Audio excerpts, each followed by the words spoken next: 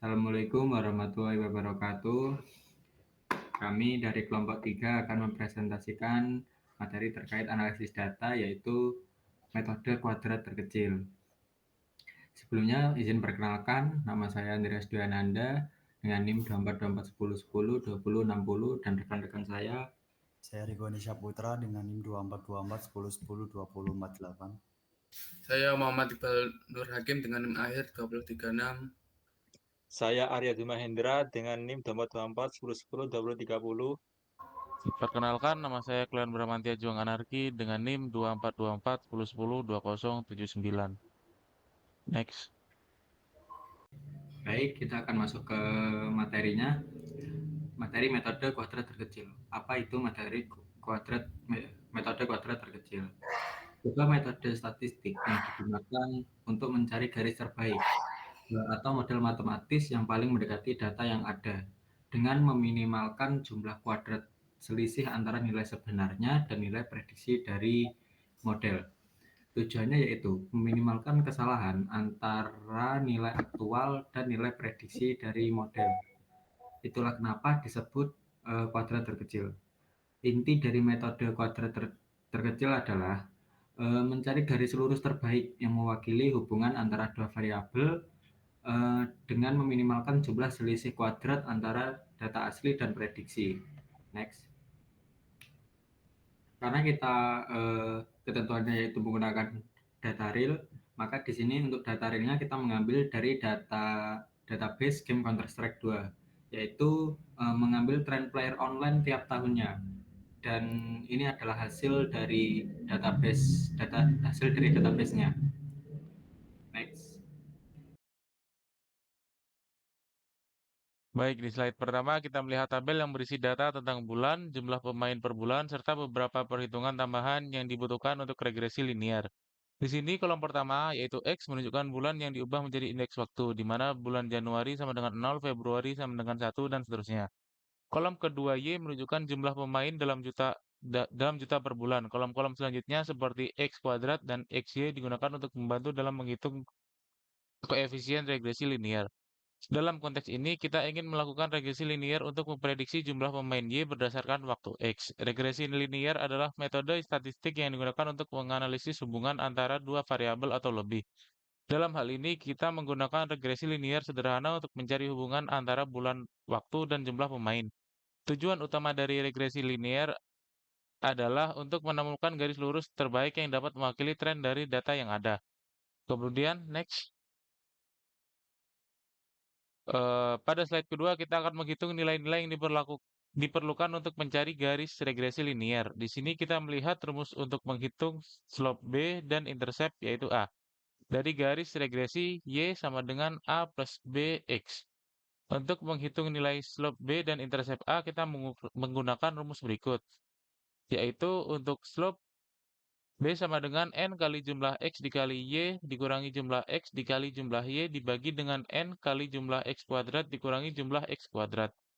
Kemudian untuk rumus intercept A, yaitu A sama dengan jumlah Y dikurangi B dikali jumlah X dibagi dengan N. Baik, selanjutnya akan dijelaskan oleh teman saya. Guys. Baik, selanjutnya itu ada menjumlahkan di mana sigma X itu sama dengan 66. 66 itu dapat dari total penjumlahan dari indeks waktunya. Jadi di bulan Januari 0 ditambah bulan seterusnya 1 sampai bulan terakhir Desember yaitu 11. Selanjutnya ada sigma Y yaitu hasil penjumlahan dari nilai yang ingin diprediksi. Seterusnya ada sigma XY hasil perkalian antara N dan Y-nya atau nilai yang ingin diprediksi dikali dengan indeks waktunya. Selanjutnya ada sigma X kuadrat sama dengan 506 dan N sama dengan 12 itu hasil total bulannya, yaitu ada 12 bulan gitu. Next. Nah, di sini ada rumus regresi linear yang dimana A sama dengan sigma Y min B sigma X dibagi N. Nah, dari rumus ini kita dapat diketahui bahwa hasil akhirnya yaitu 1001,405,32. Selanjutnya ada B sama dengan N sigma XY min sigma X sigma Y dibagi N sigma X kuadrat min sigma X dikuadratin gitu. Nah, di sini kita dapatkan hasil yaitu dari hitung B ini yaitu 17,41 X. Oke, jadi selanjutnya ada persamaan regresi yang dimana rumusnya yaitu Y sama dengan A plus BX. Yang dimana Y itu merupakan sebuah variabel tertentu, X sama dengan periode waktunya, A itu prediksi besaran Y pada periode dasar, dan B-nya itu sebagai prediksi perubahan Y setiap periode. Yang dimana yang sudah kita dapatkan di slide sebelumnya, A itu sama dengan 1.405,32 ditambahkan B 17,1 dikali X. X-nya itu di bulan Januari itu 0. Nah, jadi regresi Y-nya itu sama dengan 1.405,32. Seterusnya sampai dengan bulan Desembernya, yang dimana X-nya sama dengan 11. Nah, ini itu digunakan untuk memprediksi player yang online di tahun selanjutnya atau melihat tren data ke depannya. Selanjutnya mungkin bisa dijelaskan oleh teman saya.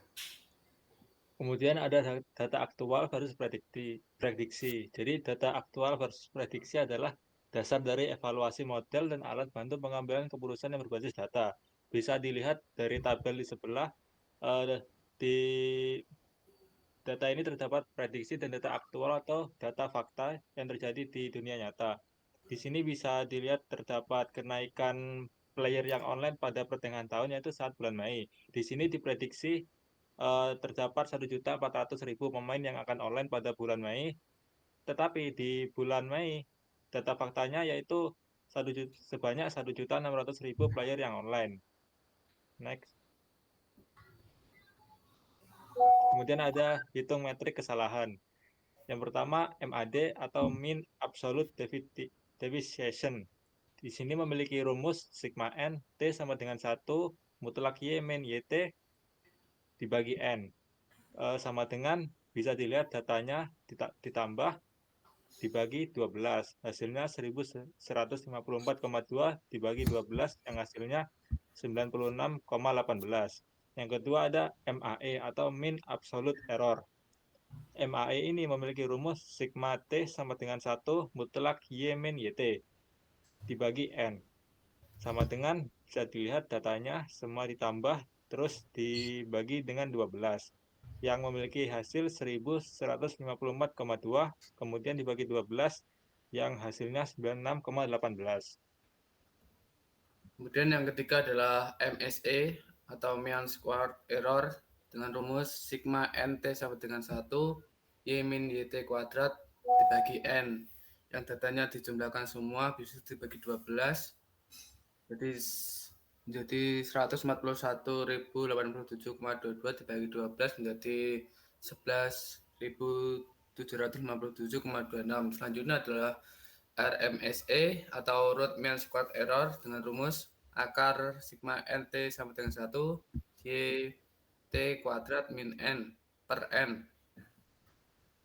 Yang datanya dari atas menjadi akar 11.757,26 diakar menjadi 108,43. Selanjutnya yang terakhir adalah MAPE atau Mean Absolute Percent Error dengan rumus sigma NT sama dengan 1 mutlak Y min YT per Y kali 100% per N.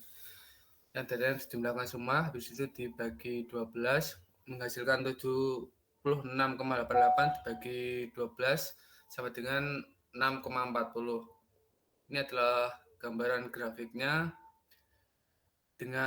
yaitu dengan warna merah sebagai nilai aktual dan biru sebagai nilai prediksi. Di sini kita bisa lihat kalau grafiknya adalah uptrend.